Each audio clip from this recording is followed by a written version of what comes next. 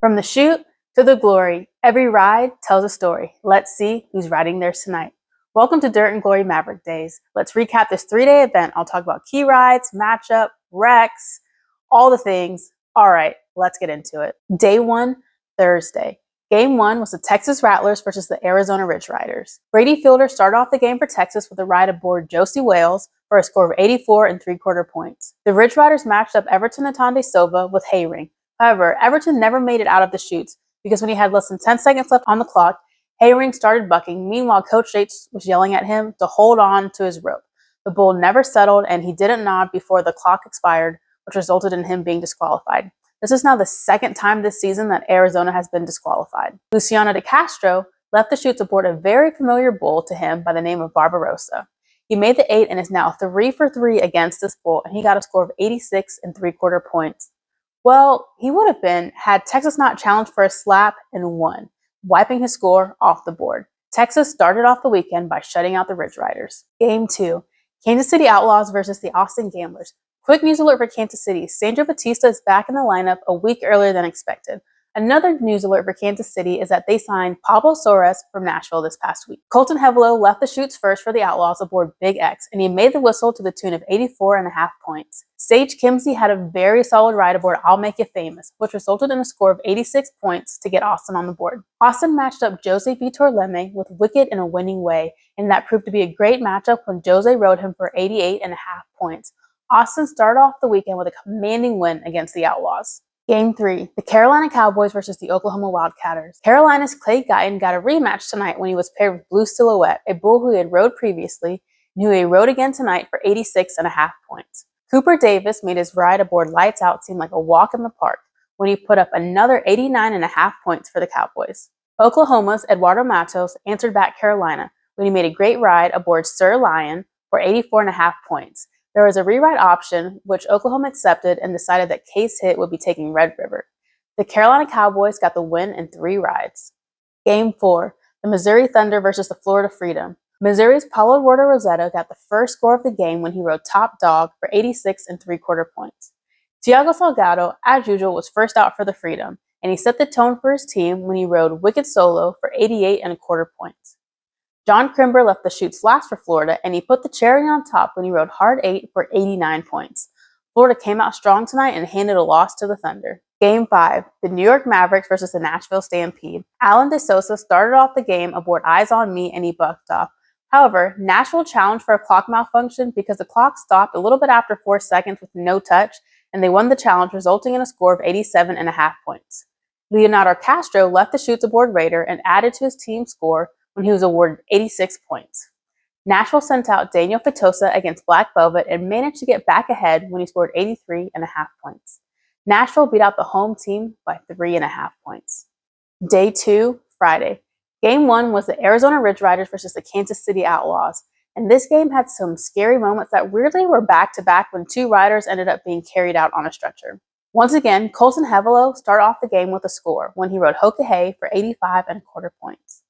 The Ridge Riders sent out Eduardo Aparecido against Sugar Happy and rode him for 84 points. Jefferson Silvas left the chute for Kansas City against the Undertaker. He bucked off and smacked against the bull hard and was down for quite a bit. Sports medicine came out, and as a precaution, they put a neck brace on him because he was just complaining about having neck pain, and he also got carried out on a stretcher. Just an update, he had only a few bruises and he was doing okay. Next out, Arizona's Keyshawn Whitehorse, who got matched up with another round. He bucked off and immediately was not moving when he hit the ground. Again, sports medicine came out and he was able to communicate with them. However, he was carried out on a stretcher. Before the night was over, he was doing okay and will have to pass the concussion protocol if his coach is unable to give him the day off tomorrow. Kansas City snapped their 8-game losing streak. Game 2. The Texas Rattlers versus the Missouri Thunder. Texas sent out their usual leadoff man, Brady Fielder, who rode Big Red Man for 86 3/4 points. Missouri immediately answered back when Paulo Eduardo Rossetto rode Pure Country for 85 3/4 points. Macaulay Leather left the chute aboard Kill Switch when the clock stopped at 5.92. Missouri was out of challenges, so Texas was going to challenge for Missouri, and they actually hit the button, and then they realized they weren't able to because both teams were out of challenges. Texas won this matchup by a slim margin of 1 point. Game 3, the Oklahoma Wildcatters versus the Nashville Stampede. Josh Frost left the chutes aboard War Paint, and he made the 8 seconds look like a walk in the park. He scored 85.5 points for the Wildcatters. Oklahoma matched up Case Hit with Nasubi. He scored 87 points, which is Case's career high. Cody Jesus came out for the Stampede against Velvet Revolver, and he notched a qualified ride for 86.75 points. The Wildcatters outscored the Stampede. Game 4, the Austin Gamblers versus the Florida Freedom. Quick news alert for the Gamblers. Kaique Pacheco is making his season debut tonight. Thiago Salgado got on the board first this game when he conquered Designated Survivor for 88 points. Florida sent out Joao Ricardo Vieira against War Wagon, and he was committed to the ride and made the 8. But then Austin challenged for a touch, and they won. Jose Vitor Leme got the only score of the game for Austin when he matched up with Mighty Mouse and rode him for 83.5 points. This rivalry is continuing to heat up, and the Freedom have now beat the Gamblers for the 4th time. Game 5, the Carolina Cowboys versus the New York Mavericks. Cooper Davis, still feeling the energy from Thursday, made the 8 aboard Shy Pete for a score of 86.75 points for the Cowboys. New York sent out Mauricio Moreira to conquer Napoleon, and he did just that to the tune of 87 points. Carolina matched up Clay Guyton with a bull that he was extremely familiar with, Washita Red. He rode him tonight and is now 4 for 6 against this bull, and tonight resulted in a score of 87.5 points. The Carolina Cowboys dominated the home team. Day 3, Sunday. Game 1, the Austin Gamblers versus the Nashville Stampede. Sage Kimsey was the first one out of the chutes for the Gamblers, and he danced with Blue Duck for a high score of 88.5 points. Kaique Pacheco got his first ride of the season tonight when he was matched up against Hoobastank and was awarded 87.25 points. Nashville's Cody Jesus left out against the Kraken, and just as he was about to hit the ground after getting bucked off, he took a shot as the Kraken went down. Austin shut out the Stampede. Game 2, the Kansas City Outlaws versus the Missouri Thunder. Missouri's Paulo Eduardo Rossetto started off the game by outsmarting Gray Fox, which allowed him to make the whistle for a score of 83.5 points. Maverick Smith was next out of the chutes, and he made a really good ride aboard Dirty Brew, and that resulted in a score of 87.5 points, giving Missouri a nice lead. Dalton Krantz left the chutes for Kansas City aboard Buffalo Heifer, who he rode for a solid score of 87.75 points. The Thunder outlasted the Outlaws. Game 3, the Arizona Ridge Riders versus the Oklahoma Wildcatters. Oklahoma sent out Winston De Silva against Nightmare, and he showed no fear when he rode him for 84.25 points.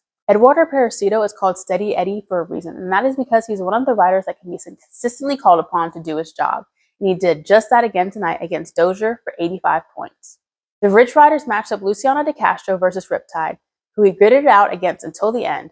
Oklahoma challenged for time with a buck-off, and it was determined to be 7.86, so they won the challenge. Oklahoma won their second game of the weekend. Game 4, the Carolina Cowboys versus the Texas Rattlers. Cooper Davis decided this weekend that he was going to start using his 2016 champion bull rope, and it seems like there's definitely something about that rope that makes him ride the way we know he is all capable of.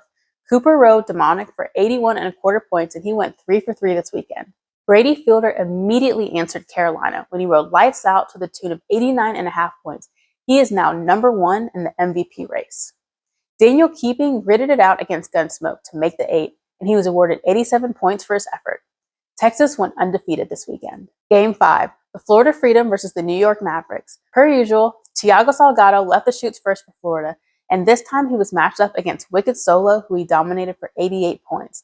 Thiago is now back in the number 1 spot for the MVP race. New York sent out Bob Mitchell against Say When, and he rode him with no problem at all, and that resulted in a score of 87.5 points. Mauricio Moreira came out against Bam Bam, and he made the 8 for a solid score of 87.25 points. New York is now 3 for 3 so far in this game. John Crimber was last out of the chutes for Florida, and he got matched up with Peterbilt. Although he was coming off the side at 7.53, he made the 8 and was awarded 84 points. Of course, New York challenged for time because he was coming off the bull quite a bit before the buzzer, and coach Cody Lostro was pretty confident that he saw a touch. New York won the challenge and wiped John's 84 off the board. The Mavericks showed out tonight against the Freedom and got their biggest win in franchise history. Let's do a quick rundown and recap of the whole weekend. Texas was the only team to go undefeated this weekend. Day 1 MVP was Cooper Davis, Day 2 MVP was Thiago Salgado, and the Day 3 MVP was Mauricio Moreira. The bull of the event was the Kraken with an average score of 44.25 points. Next weekend we'll be in Fort Worth, Texas for Rattler Days, so make sure you stay tuned for that recap after the event. Don't forget to please hit that like and subscribe button, and go ahead and hit that little bell so you get notified every time a new video drops on the channel. It's not just about the 8 seconds. It's about the courage, the commitment, and the grit. Until next time, this is Dirt and Glory.